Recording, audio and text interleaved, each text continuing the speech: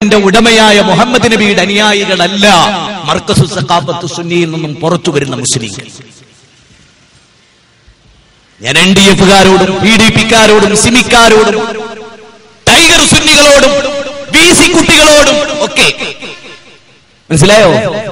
അവരോടൊക്കെ പറയുന്നത് നിങ്ങൾ ക്ഷമിക്കാൻ പഠിക്കണം. ക്ഷമിക്കുകയും ക്ഷമയിൽ മുൻകടക്കുകയും മുന്നൊരുക്കങ്ങൾ ചെയ്യുകയും ചെയ്യുന്ന സൂറത്ത് ആൽ ഇംറാനിൽ പറഞ്ഞ തലമുറ 200-ാമത്തെ വചനത്തിൽ പറഞ്ഞ വിശുദ്ധ ഖുർആനിന്റെ വാക്യം, വല്ലാഹു യദൂ ഇലാ ദാരിസ്സലാം, അല്ലാഹു നിങ്ങളെ ക്ഷണിക്കുന്നത് സമാധാനത്തിന്റെ ഭവനത്തിലേക്കാണ്, സംഘടനത്തിന്റെ ഭവനത്തിലേക്കല്ല, ശാന്തിയുടെ ഭവനത്തിലേക്ക്. 10-ാം അധ്യായം 25-ാമത്തെ വാക്ക്. വിശുദ്ധ ഖുർആനിൽ വല്ലാത്ത ഒരു വാചകം. ആർക്കുള്ളതാ സ്വർഗം? നമ്മളൊക്കെ സ്വർഗത്തിന് വേണ്ടി ജീവിക്കുന്നവരാണല്ലോ, അല്ലേ? എന്നല്ലേ നമ്മൾ പറയുന്നത്, അല്ലേ? അള്ളാഹു പറയണ ആർക്കുള്ളതാ സ്വർഗം? യുവാക്കളോട് ഞാൻ ഈ ആയത്ത് പ്രത്യേകം പഠിക്കാൻ ആവശ്യപ്പെടും. എന്തുകൊണ്ട്? യുവാക്കളെ, സ്വർഗം ആർക്കുള്ളതാണെന്നറിയോ? കടാര ഏന്തുന്ന, പിച്ചാത്തി ഏന്തുന്ന, AK-47 ഏന്തുന്ന കൈകൾക്കല്ല. ആർക്കാണ് പിന്നെ? സ്വസ്ഥതയും സ്വൈര്യവും നഷ്ടപ്പെട്ടു പോയ ലോകത്തിന്റെ സ്വസ്ഥത കെടുത്തുന്ന ആളുകൾക്കുള്ളതല്ല. പിന്നെ ആർക്കുള്ളതാ? ആർക്കുള്ളതാ? ആർദ്രതയും മലിവും അനുകമ്പയും സഹാനുഭൂതിയും സൗവർത്തിത്വവും മേച്ചിൽപ്പുറങ്ങളായി സ്വീകരിച്ച പുതിയ തലമുറക്കുള്ളതാണ് സ്വർഗം.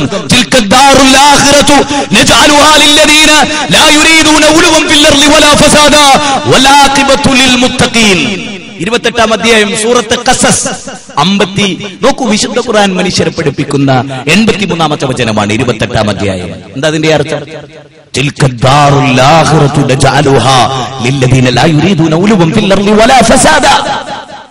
ഭൂമിയിൽ കുഴപ്പമുണ്ടാക്കാത്ത, എല്ലാരും മനസ്സിലാക്കുക,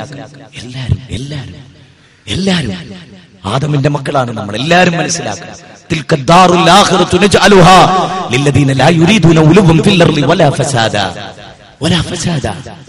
ഭൂമിയിൽ കുഴപ്പമുണ്ടാക്കാത്ത, ഔന്നിത്യം നടിക്കാത്ത, താൻപോരിമ നടിക്കാത്ത, സമാധാന ചിത്തരായ. എന്റെ വീടിന്റെ തൊട്ടയൽപ്പക്കത്ത് എന്റെ 4 ഭാഗവും മുസ്ലിംകളാണ്. എന്റെ വീടിന്റെ 4 ഭാഗവും അപ്പുറത്ത് BJP-കാരൻ, ഇപ്പുറത്ത് RSS-കാരൻ, ഇപ്പുറത്ത് കോൺഗ്രസ്സുകാരൻ, അപ്പുറത്ത് കമ്മ്യൂണിസ്റ്റുകാരൻ, എല്ലാവരും മുസ്ലിങ്ങളാണ്. വെറും 2 ദിവസം എന്നെ കാണാതിരുന്നാൽ അവർ ചോദിക്കും, എവിടെയായിരുന്നു? എന്തിനാ ചോദിക്കുന്നത്? അത് ചോദിക്കാൻ മാത്രം ഈ പ്രസ്ഥാനം അവർക്കിടയിൽ സ്വാധീനമുണ്ടാക്കി. നമ്മളില്ലാത്ത ഒരു ദിവസം പോലും ചിന്തിക്കാൻ നാട്ടുകാർക്ക് പറ്റാത്ത വിധം ജനങ്ങളുമായി സമ്പർക്കം പുലർത്താൻ ഇസ്ലാം മനുഷ്യരോട് ആവശ്യപ്പെട്ടു. നിങ്ങളില്ലാത്ത ലോകം. ജൂതൻ ഇസ്ലാമിന്റെ പ്രത്യക്ഷ ശത്രുവായിരുന്നു, നിങ്ങൾക്കറിയാം. ആ ജൂതൻ അബൂബക്കർ സിദ്ദീഖ് റളിയല്ലാഹു തടഞ്ഞു നിർത്തുന്നു. ഒരു സമയം അബൂബക്കർ നാട് വിട്ടു പോവുകയാണ്.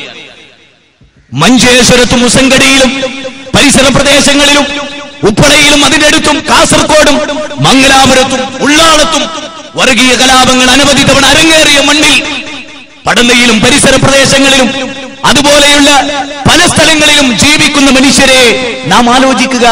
ജൂതനായ ഇബ്നു ദുഗന്ന അബൂബക്കർ സിദ്ദീഖ് റളിയല്ലാഹു തടഞ്ഞു നിർത്തുന്നു. എന്നിട്ട് പറഞ്ഞു, ഞാനൊരു ജൂതനാണ്, സത്യമാണ്, നീ ഒരു മുസൽമാനാണ്. പക്ഷെ അബൂബക്കർ, നീ ക്വാളിറ്റിയുള്ള ഒരു മനുഷ്യനാണ്. നിന്നെ പോലെയുള്ള ഒരു നല്ല മനുഷ്യൻ ഈ അയൽപ്പക്കത്ത് നിന്ന് പോയാൽ പിന്നെ ഈ നാടിന്റെ സ്ഥിതി എന്താകും? അതുകൊണ്ട് അബൂബക്കറെ പോകരുത്, അങ്ങയുടെ സംരക്ഷണം ഞാൻ ഏറ്റെടുത്തിരിക്കുന്നു. ഇനി ഞാൻ ഇവിടെ ഇരിക്കുന്നവരോടൊക്കെ ഹൃദയം തുറന്ന് ചോദിക്കുന്നു, നിന്റെ അയൽവാസിയായ ബജ്രംഗള്ളുകാരൻ, നിന്റെ അയൽവാസിയായ ശിവസേനക്കാരൻ, നിന്റെ അയൽവാസിയായ RSS-കാരൻ ഒരു ലീഗുകാരനെയോ ഒരു സിമിക്കാരനെയോ ഒരു NDF-കാരനെയോ ഒരു PDP-കാരനെയോ ഒരു മുജാഹിദിനെയോ സുന്നിയെയോ തടുത്തു നിർത്തി പറയുമോ, നിങ്ങൾ പോകരുത്, നിങ്ങൾ ഈ നാടിന് ആവശ്യമാണ്? എങ്കിൽ ആ ജീവിതം ധന്യമാണ്. മക്കയിൽ നിന്ന് മദീനയിലേക്ക് ഹിജറ പോയ പ്രവാചകനെ വഴി കാണിച്ചത് ബൗദ്ധൈവ വിശ്വാസിയായ മുശ്രിക്കായ ഒരു മനുഷ്യനാണ്. അയൽവാസിയായ ജൂതന് ആട്ടിറച്ചി സപ്ലൈ ചെയ്തോ എന്ന് 3 തവണ ആവർത്തിച്ചു ചോദിച്ച ഇബ്നു അബ്ബാസ് ഉൾക്കൊള്ളുന്ന സഹാബത്തിലെ കണ്ണികളായി, അനുയായികളായി, അതിനുശേഷമുള്ള തലമുറകളായി ആ ഉമ്മത്തിന്റെ ഭാഗമായി ജീവിക്കേണ്ട നാം ചില കാര്യങ്ങൾ ഗൗരവമായി അറിയുക. ഞാനിവിടെ അവസാനിപ്പിക്കും. സഹോദരങ്ങളെ, ഇൻഷാ അല്ലാഹ് മഗ്‌രിബ് നമസ്കാരം കഴിഞ്ഞാൽ വീണ്ടും നമ്മൾ ഒത്തുകൂടും. അല്ലാഹു തൗഫീഖ് ചെയ്താൽ ബാക്കി ഭാഗം മഗ്‌രിബിന് ശേഷം. അല്ലാഹു നമ്മെ അനുഗ്രഹിക്കുമാറാകട്ടെ. ഹക്കും ബാത്തിലും വേർതിരിച്ച് മനസ്സിലാക്കാൻ അല്ലാഹു നമുക്ക് തൗഫീഖ് പ്രദാനം ചെയ്യുമാറാകട്ടെ. അസ്സലാമു അലൈക്കും വറഹ്മത്തുള്ളാഹി വബറകാതുഹു.